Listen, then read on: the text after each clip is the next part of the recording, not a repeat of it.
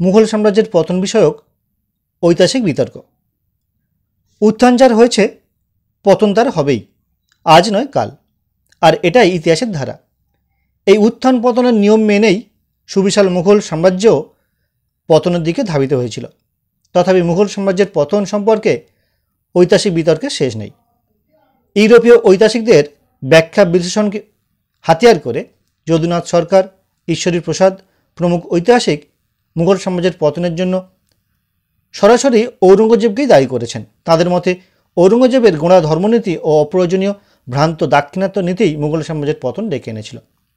অন্যদিকে অধ্যাপক সতীশচন্দ্র মুঘল সাম্রাজ্যের পতনের জন্য রাজদরবারের দলাদলি জটিলতাকেই দায়ী করেছেন।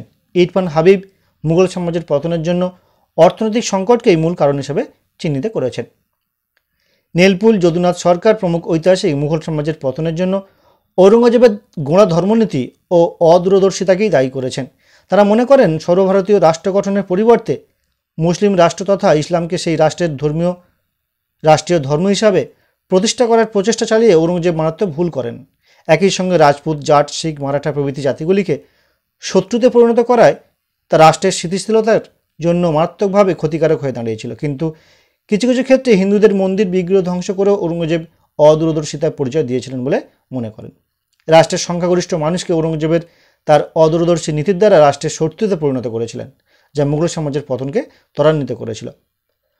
ঐতিহাসিক স্মিথ মনে করেন নৌশক্তির অভাব মুঘল সাম্রাজ্যের পতনের অন্যতম কারণ। তার মতে মুঘলরা শক্তিশালী নৌবাহিনী গঠন না করায় ইউরোপীয় জাতিগুলি অনায়াসে ভারতে প্রবেশ করে এবং নৌশক্তিতে বলিয়ান পর্তুগিজ, ফরাসি, ইংরেজ প্রভৃতি জাতিকে বাধা প্রদান করতে মুঘলরা ব্যর্থ হয়।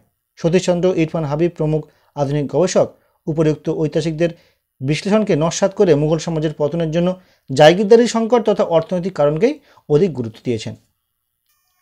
অধ্যাপক সতীশচন্দ্র মনে করেন সপ্তদশ শতকের অন্তিম লগ্নে সামরিক প্রয়োজনেই মুঘল সাম্রাজ্যের অভাবনীয়ভাবে মুনসবদারের সংখ্যা বৃদ্ধি করা হয়, কিন্তু তুলনামূলকভাবে জায়গিরের সংখ্যা বৃদ্ধি পায়নি। ফলশ্রুতিতে জায়গিরদারি সংকট অনিবার্য হয়ে ওঠে। সতীশচন্দ্র তার parties and politics at the Mughal court নামক গ্রন্থে জায়গিরদারি সংকট নিয়ে বিশ্লেষণ করতে গিয়ে দিওয়ান ই তান এনায়েত উল্লাহর উদ্ধৃতি তুলে ধরেছেন, যা এক্ষেত্রে বিশেষ উল্লেখযোগ্য। এনায়েত উল্লাহ জায়গিরের জন্য আক্ষেপমান একজন মুনসবদার। এনায়েত উল্লাহ ঔরঙ্গজেবের নিকট আক্ষেপ করে বলেছিলেন, যে সমস্ত রাজপুরুষদের সেনাদল প্রত্যহ আপনার সম্মুখে পরিদর্শনের জন্য হাজির করা হয় তারা প্রায় অসংখ্য, অথচ জায়গির হিসাবে বিতরণ করিবার ভূমির পরিমাণ খুবই পরিমিত। আপনি বলুন, পরিমিত অঙ্কের সহিত অপরিমিত অঙ্কের সামঞ্জস্য করানো যায় কিনা? অধ্যাপক ইরফান হাবিব মুঘল সাম্রাজ্যের পতনের জন্য জায়গিরদারি সংকটজনিত কৃষি সংকট এবং কৃষক বিদ্রোহগুলিকে দায়ী করেছেন। তার মতে জায়গিরদারগণ সরকারি আইন কানুনের তোয়াক্কা না করে কৃষকদের উপর অতিরিক্ত করের বোঝা চাপিয়ে দিত এবং তা নিষ্ঠুরভাবে আদায় করত। ঔরঙ্গজেবের মৃত্যুর পর ভূমি রাজস্ব সর্বোচ্চ হারে ইজারা দেওয়ার রীতি প্রবর্তিত হয়। ফলে ইজারাদারদের একমাত্র লক্ষ্য হয়ে ওঠে কৃষকদের নিকট থেকে যতদূর সম্ভব খাজনা আদায় করা। ইজারা রীতি প্রবর্তিত হওয়ার ফলে এক নতুন শ্রেণীর জোতদার ও তালুকদার সৃষ্টি হয়। জায়গিরদার ও ইজারাদারদের দাবি মেটানোর পর বেঁচে থাকার মতো সম্বল চাষিদের প্রায় থাকতো না। রাজস্বের দাবি মেটানোর জন্য অনেক সময় কৃষক তার স্ত্রী, সন্তান, সন্ততিদের বিক্রি করে দিতে বাধ্য হতো। অধ্যাপক হাবিব এই বর্ণনাকে আরও জীবন্ত করার জন্য পেলচার্ট, মানুচি এবং বার্নিয়ার উদ্ধৃতি তুলে ধরেছেন।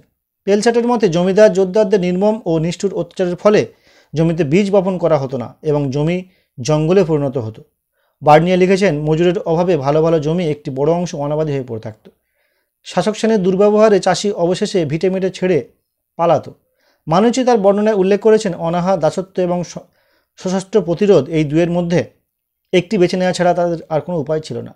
সঙ্গত কারণ উল্লেখ করে অধ্যাপক হাবিব মুঘল সাম্রাজ্যের পতনে কৃষি সংকট তথা অর্থনৈতিক সংকটকে দায়ী করেছেন। বিতর্কের ঊর্ধ্বে উঠে বলা যায় যে শুধু কোনো একটি কারণকেই মুঘল সাম্রাজ্যের পতনের জন্য দায়ী করা যায় না। এর পিছনে একাধিক কারণ ছিল, যেমন শাসকের দুর্বলতা।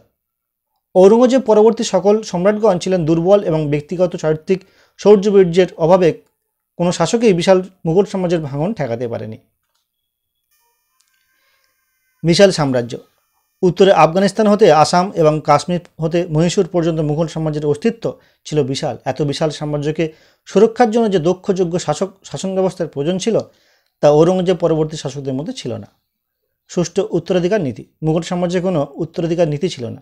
এর ফলে সম্রাটের জীবন দশাতেই পিতার বিরুদ্ধে বিদ্রোহ ভাতৃ সংগ্রাম পরিলক্ষিত হয়। জাহাঙ্গীর, শাহজাহান, ঔরঙ্গজেব পরবর্তী শাসকগণ প্রায় সবাই নিষ্কণ্টকভাবে সিংহাসন পাননি। বিদ্রোহ ও গৃহযুদ্ধের মাধ্যমে সিংহাসন দখল করতে হয়েছিল। এককেন্দ্রিক রাজতন্ত্র। শাসনতান্ত্রিকভাবে মুঘল সাম্রাজ্য ছিল এককেন্দ্রিক রাজতান্ত্রিক শাসন। 17 জন সম্রাটের মধ্যে মাত্র 6 জন যোগ্য শাসক ছিলেন। ব্যক্তিগত দুর্বলতা ও দক্ষতার অভাবে সাম্রাজ্যের অভ্যন্তরীণ বিশৃঙ্খলা রোধ করা শাসকদের পক্ষে সম্ভব ছিল না। আদর্শহীন রাজনীতি। আদর্শহীনতা ও নৈতিকতার অভাবে প্রাসাদ ষড়যন্ত্র ব্যাপক আকার ধারণ করেছিল। পারিবারিক সম্পর্কে ফাটল ধরে এবং সকলকেই স্বার্থের জন্য কোনো না কোনো পক্ষ অবলম্বন করতে হয়। নৈতিক স্ফলন। শাসক ও অভিজাত শ্রেণীর মধ্যেকার নৈতিক স্ফলন, ইন্দ্রিয়াসক্ত বিলাস ব্যসন, হেরাম প্রথা প্রভৃতি মুঘল সমাজের ভিতকে দুর্বল করে দিয়েছিল। সামরিক দুর্বলতা। গৌরবের যুগে সেই শৌর্যবীর্য মুঘলদের রক্তে আর ছিল না। শ্রেষ্ঠ শাসক ও তাদের সুদক্ষ সেনাপতি যারা ভারতীয়, পারসিক, তুর্কি ও আফগান বংশোদ্ভূত ছিলেন, তাদের অভাবে মুঘল সেনাবাহিনীর ভিত দুর্বল হয়ে পড়ে। সৈন্যদের বিশৃঙ্খলা, বিলাসিতা, ব্যক্তিগত স্বার্থ নৈপুণ্যতাকে ঢেকে দিয়েছিল। অর্থ সংকট। বিভিন্ন বিদ্রোহ দমন, বিশাল সাম্রাজ্যের প্রতিপালনে যে অর্থের দরকার ছিল তা মুঘল শাসকগণ আহরণ করতে পারেনি। ইমারত, স্থাপত্য, প্রশাসনিক ব্যয় মুঘল কোষাগারকে শূন্য করে দিয়েছিল। কেন্দ্র বিচ্ছিন্নতা। বিভিন্ন আঞ্চলিক শাসক, সুবাদার, নবাব নিজ নিজ অঞ্চলে কেন্দ্রের দুর্বলতা ও দূরত্বের সুযোগ নিয়ে স্বাধীনভাবে শাসন কার্য পরিচালনা করতে থাকে। এতে কেন্দ্রে তার শক্তি হারিয়ে ফেলে। পারস্য শাসক নাদির শাহ 1739 সালে কান্দাহার থেকে মুঘল সাম্রাজ্যে আক্রমণ করেন। দুর্বল শাসক মোহাম্মদ শাহ তা প্রতিহত করতে ব্যর্থ হয়ে সন্ধি করতে বাধ্য হন। নাদির শাহ ভারত হতে বিপুল ধনসম্পদ, কোহিনূর, হীরা, মহিষ সিংহাসন পারস্যে নিয়ে যান। আহমদ শাহ আবদালি শিখ মারাঠাদের সাথে যুদ্ধ করেন। 1756 খ্রিস্টাব্দে দ্বিতীয় আলমগীরকে পরাজিত করে দিল্লি দখল করেন। সম্রাট আপোষ করে তার অস্তিত্বকে রক্ষা করেন, কিন্তু এতে মুঘল সাম্রাজ্যের মেরুদণ্ড ভেঙে যায়। বাণিজ্য করার উদ্দেশ্যে আগত ইউরোপীয় বণিকগণ ক্রমশই শক্তিশালী হতে থাকে এবং তারা রাজনীতিতে হস্তক্ষেপ করতে শুরু করে। তারা মুঘল প্রাসাদ ষড়যন্ত্রের সুযোগ নেয় এবং রাজনৈতিক জটিল পরিস্থিতি সৃষ্টি করে।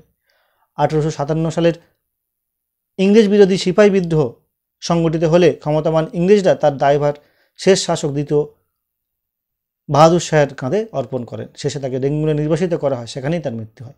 এবং এইভাবেই বা এই ঘটনার মধ্য দিয়েই দীর্ঘ 300 বছরের মুঘল সাম্রাজ্যের অবসান ঘটে ইতিহাসের নিয়ম মেনেই।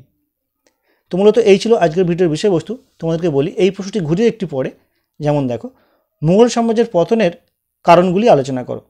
এই প্রশ্নের উত্তরে তোমরা এই প্রশ্নের ক্ষেত্রে তোমরা এই উত্তরে লিখতে পারো। আরও একটি প্রশ্ন দেখো, তুমি মুঘল সাম্রাজ্যের পতনকে কিভাবে ব্যাখ্যা করবে?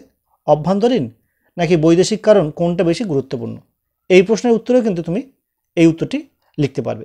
তো আজকের ভিডিওটি কেমন লাগলো অবশ্যই কমেন্ট করে জানিও। পারলে একটি লাইক করো এবং বন্ধুদের সঙ্গে অবশ্যই শেয়ার করো।